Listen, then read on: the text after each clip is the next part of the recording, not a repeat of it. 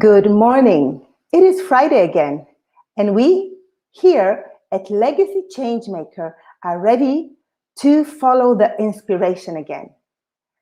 As usual, we are here to help changemakers from all over the world to celebrate, connect, and inspire one another so that all of us can live in a more peaceful, prosperous, hopeful, people and planet-centered world. If you have any questions, please do not hesitate and put them in the chat. We will read them and we will definitely ask our speaker to answer them. So thank you very much for listening attentively and asking your questions. So today we have a very, very special person. She was the inspiration for Christine to become an impact investor. Her name is Sarah Kotopulos. And Sarah Kotopulos holds a master's degree in social work with a focus on intercultural competence. So, what do we know about Sarah? Sarah is, at the age of 21, an internship in Ghana transformed her life.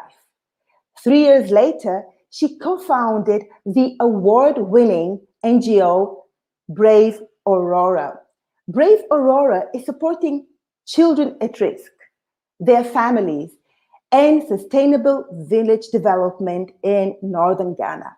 At the age of 26, she became the youngest executive director of SOS Menschenrechte, a human rights organization in Upper Austria, whose mission is to advocate for humane refugee care and a high-quality human rights education. Here is what Christine, our previous changemaker, tells us about Sarah, and I'm going to read it out to you. I have learned from Sarah that there is an awesome amount of abundance all around us. She's a person full of love and compassion. Her personal and professional engagement with women, children, and refugees is deeply impressive. So, Sarah, good morning and welcome. How are you today? Thank you so much for having me. I'm wonderful and I'm excited. Also a bit excited.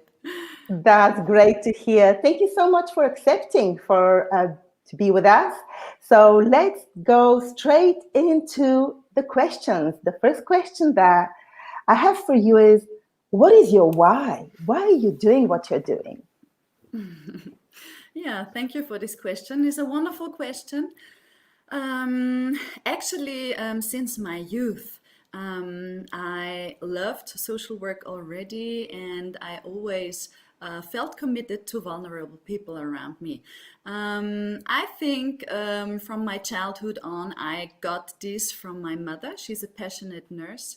And she took me very often to her workplace, and she taught me that disabled people are nothing strange, because everybody is special, all of us, including you and me.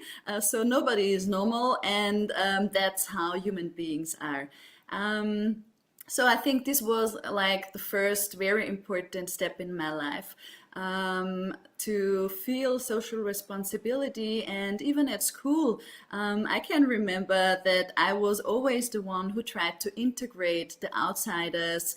Teachers called me the sunshine, so because I always tried to balance the group, the class, and that nobody is forgotten somewhere. And that somehow, sometimes I say it's like a disease. I cannot ignore injustice. That's how I am. It's just in my nature. So then with 18, I decided to go to Upper Austria. And I was the first person who studied at university social work, first person of my family who got into university. And there it was actually the first time that I had contact with self-experience and self-development and self-reflection. This is a main part of social work, because you as a social worker, you are the instrument of your work, you yourself. And also as a leader, you are your instrument. So like permanent self-reflection is a very important tool for me, which shapes me and also reflects me. Yeah, so I was 18, I moved to another city and studied, and there I was still like a bit shy and also a very lovely but shy girl, um, who didn't really like to stand out. So I was not a stage person at all. And then at the age of 21, as you mentioned, there was a life-changing event for me. It was our internship during our social work studies in Ghana. We were volunteering in Ghana, and I traveled together with two other colleagues of mine, two wonderful ladies, and three of us. We saw the high poverty level and the injustice in the northern part of Ghana there, and this was really transformative in my life. I mean, after I've seen this, it would have never been possible for me to go back to Austria and forget about all that. I had to devote my life to trying to fix the big challenges of this world, let's call it like that, or at least be a part of it, and create change, as my title is saying, as a founder and a leader later on. Very Yeah. interesting, very interesting. You say that, in fact, you never wanted to be in the spotlight. Yes. And what happened is that you're here today and we're talking about leading change and working with resistance. That's amazing. That's really amazing. So, can you tell us a little bit more about what is for you change and how do you do this? Yeah. Yeah. So I would say when we founded Braveaurora, we were very young. We were 21 still during our studies, and we founded the organization. As we founded it with three other women, and one of them was Christine, who was just the last speaker in your Changemaker network, and. We actually founded Braveaurora without knowing each other in advance. So some really might call this crazy and a very how do you say a very like naive venture, but some really also call it, and we do it, a venture based on deep trust and sisterhood. And this is one of the first things I think change for me means, that sometimes you just have to jump into the cold water, take risk, but never alone, always with other people who are on your side, whom you trust, who believe in the same vision and the same idea, a heart-to-heart connection somehow, even though we didn't knew each other. But we said, let's go for it. It makes sense. It is so important. We cannot ignore this. So let's go for it, and found Braveaurora. So now Braveaurora is kind of implemented in our DNA, I would say. And it is also because of this of this story, I would say. And then just some years later, with 23, my first job actually was to become a leader of a youth center. And the people there, the first sentence I heard from them is, we know you're somehow too young, but let's give it a try. So I was always ahead of my age, and sometimes people really thought I'm too young for the responsibility I take. But I think that was also a reason where my personal growth was in it. And in the youth center at the age of 23, I learned that courage and leadership can be practiced. You don't have to be born as a stage worker. I was neither born as a stage worker and as a change maker, learning by doing. And the most important is get curious about something, passionate and curious. Talk to people, talk, share ideas, and just try stuff. And that's what I did in the youth center. So they gave me the opportunity to try me as a leader. And then at 26, I said, okay, next step, new challenge. I became the executive director, the youngest, actually. I was the youngest in my whole team of SOS Menschenrechte, as a human rights organization in Linz. And there, also people around me and within the team even, and also outside, they said, how can the board of SOS Menschenrechte decide that a 26-year-old woman can be the leader at a breaking point of the organization? I mean, it was a serious crisis. There was the decision if we renew it and revitalize the organization and renovate the house, or we close the organization. So it was very, to be honest, sometimes it is very good that you don't know in advance what you're going to face. So yeah, I was somehow also a little bit naive, and I had no idea what sometimes very deep valleys and also lonely times you have to face. Sometimes even at the beginning when you get into a leading position. Yeah. But because the fears and resistance in especially also as in SOS Menschenrechte were high, and I was the projection screen somehow for the change and the renewal, which was just in front of us. And so yeah, somehow it was not easy, but I learned to also hold the tension and the frame, and just be a role model yourself and try to unite the team. Try that you get followers, because you cannot take leadership yourself. They have to trust you. You have to win your team, that they follow you. And these were kind of the first steps I tried to implement in SOS Menschenrechte. Beautiful. I can hear a young, beautiful woman who has had a lot of courage to take on responsibilities and deliver. So can you please share with our audience a little bit, how do you do change? And how do you work with resistance? Yeah.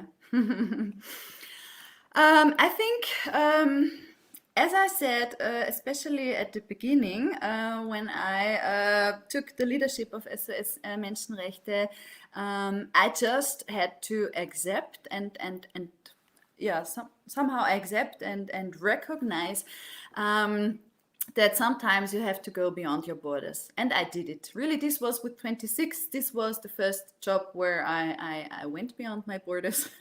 And I felt on my own that the ambivalence is always there in life. You know, you can, I felt hurt and sorrow at the same time as joy and excitement. And as a leader, you have to hold this tension, and you have to, I saw it somehow as a very intense training camp as well.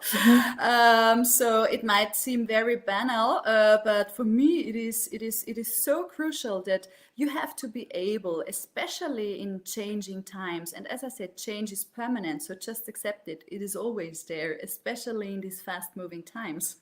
So you have to be able to play both parts somehow. On the one hand, or on the one day, You have to be very strict. You have to make hard decisions. You have to be a hard decision maker. And not everybody might understand your decisions. And you have to have a strict leadership. It's better to take decisions than not to take decisions. This is really, for me, a priority. And on the other day, you have to lead in a very cooperative and participative way. Because as Christine said, there is awesome abundance all around us, and just the attachment to each other carries us through life. So this is like my mission, or the way I live leadership. That's something, I think, this ambivalence of positive and negative feelings, or fears and anxiety at the same time, and to be able to play both parts, to really take hard decisions, and on the other side also be very participative and including. This is a balance, which is, I think, the most difficult one in this lifelong learning. But this is something very important, and especially for this mammoth task. I call it always a mammoth task. We had to face as human rights. It was the first time I paid attention to the formula of change, and this was also something what helps me in crisis situations a lot. This was kind of eye-opening for me. Tell us more about the formula of change, please. I'm so curious.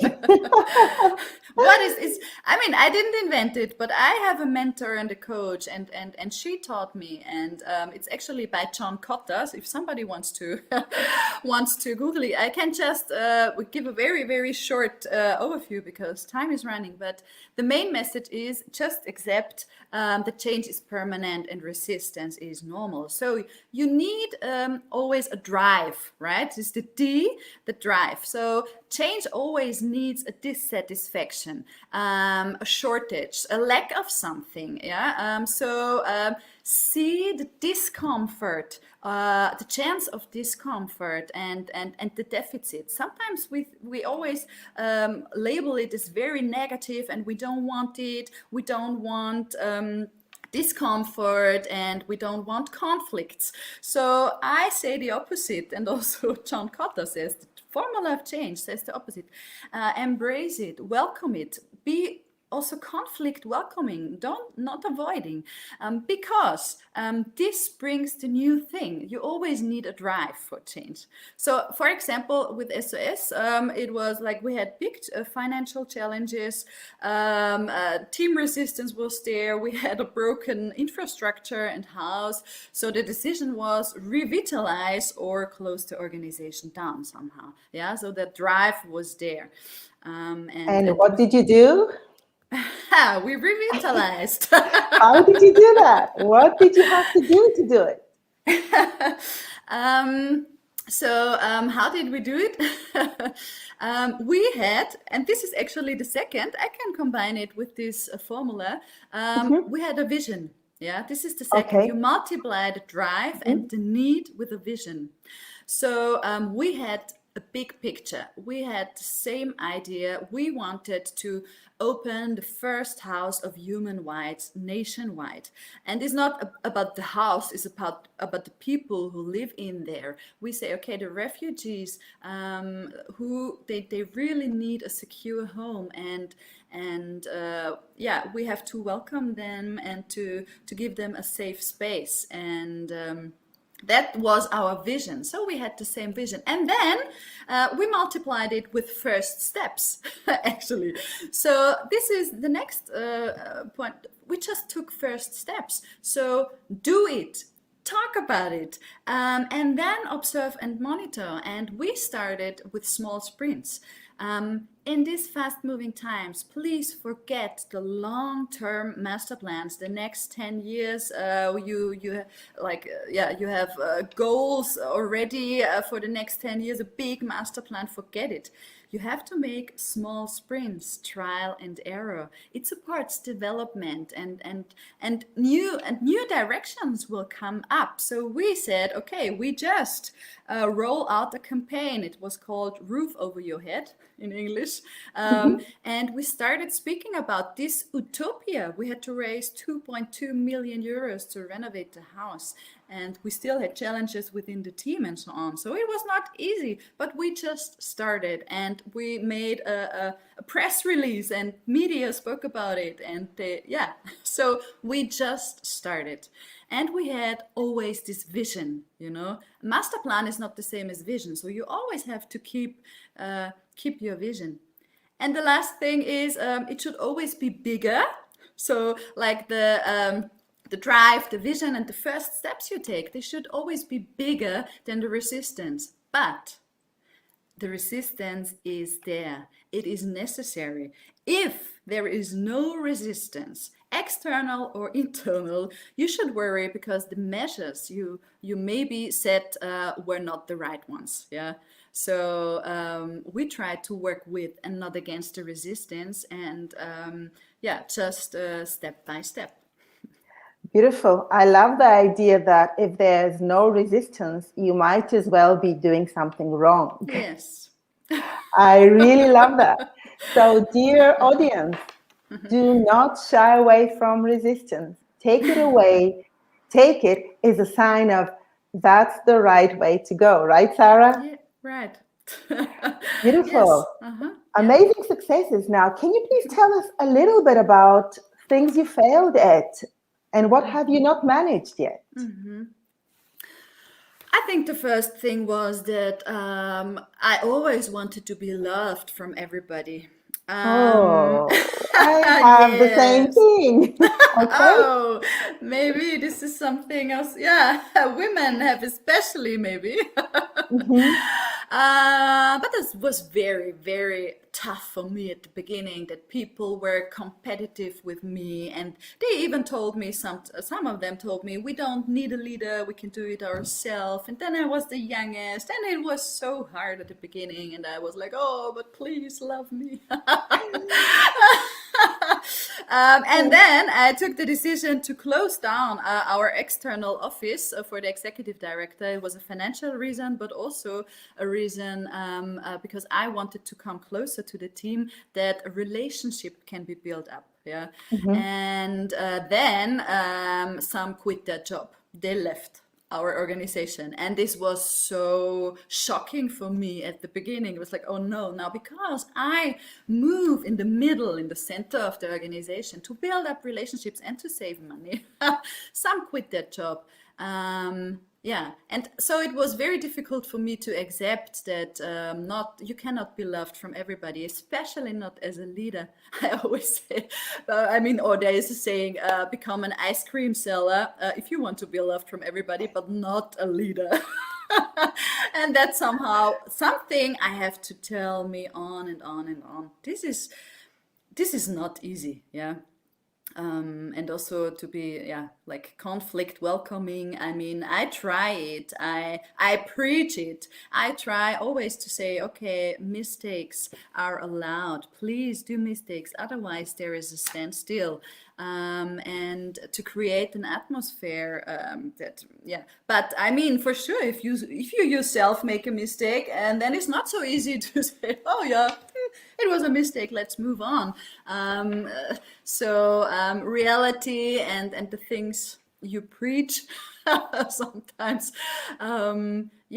is not easy, but as I said, is something lifelong.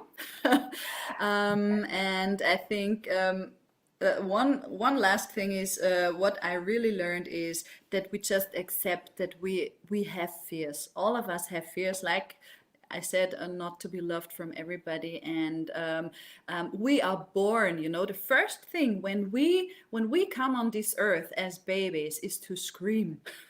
Why? Because everything is strange. New things just scare us. This is like this is change. This is the new life. When we come, something new is changing us. But the good thing is, all of us have the same feelings. It is normal, and these fears keep us alive and very vital.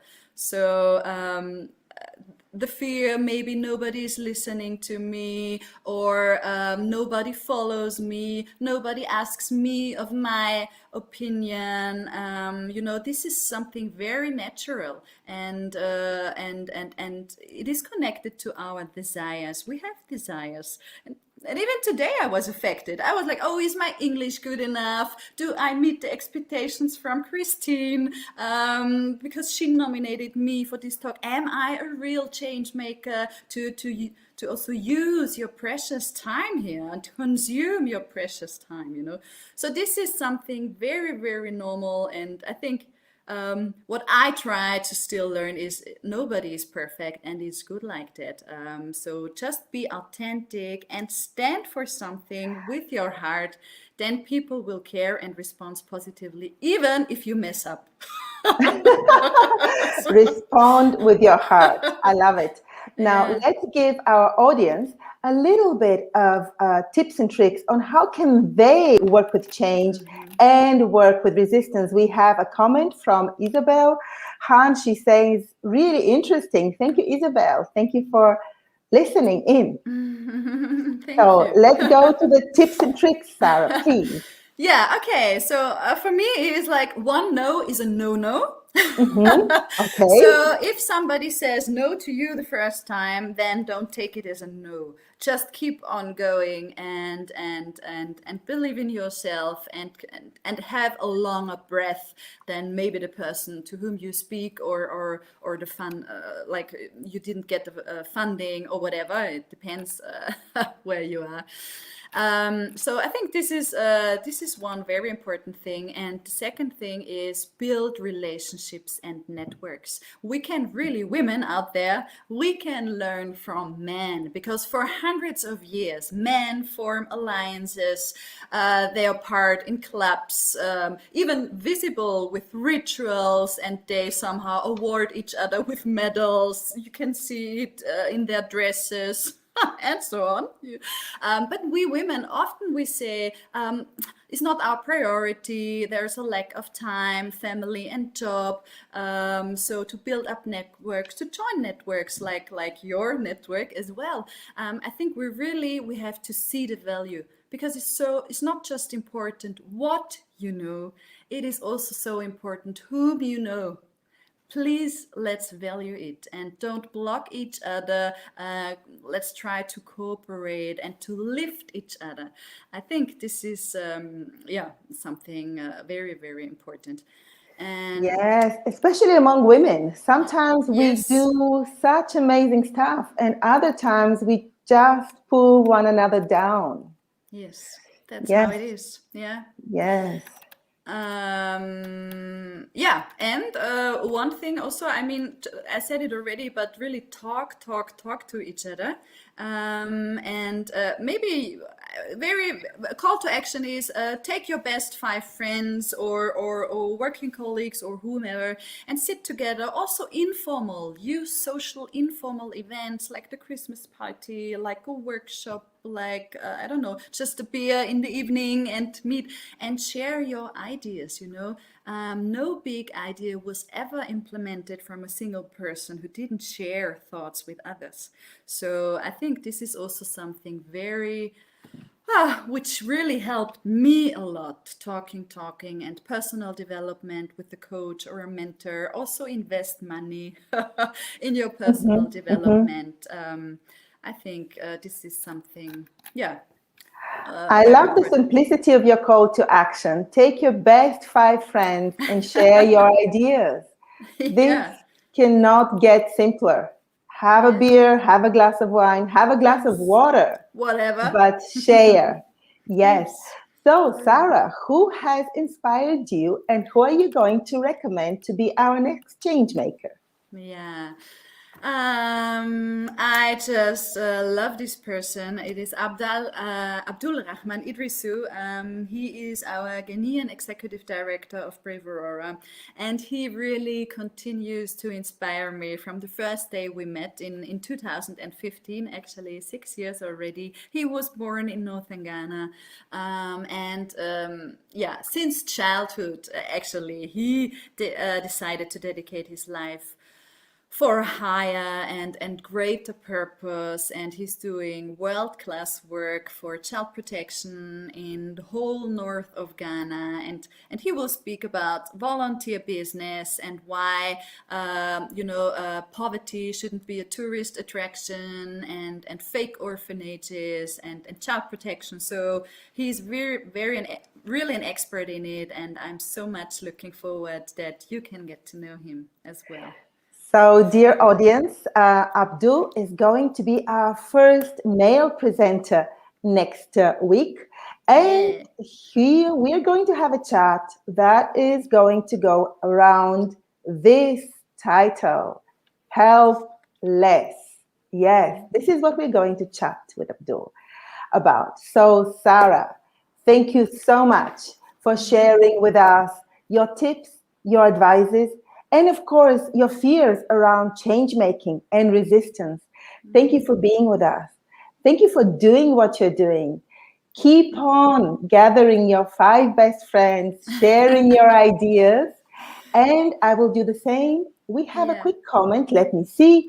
Yes. Peter Deckenbacher says, I like Sarah's approach. Take risk, stick to your vision. Thank you, Peter. We love it too. So once again, thank you so much, Sarah. Have a lovely day. Enjoy, and we'll meet Abdul next Friday. So everybody, enjoy your weekend, enjoy your Friday, and we'll see you next Friday. Meanwhile,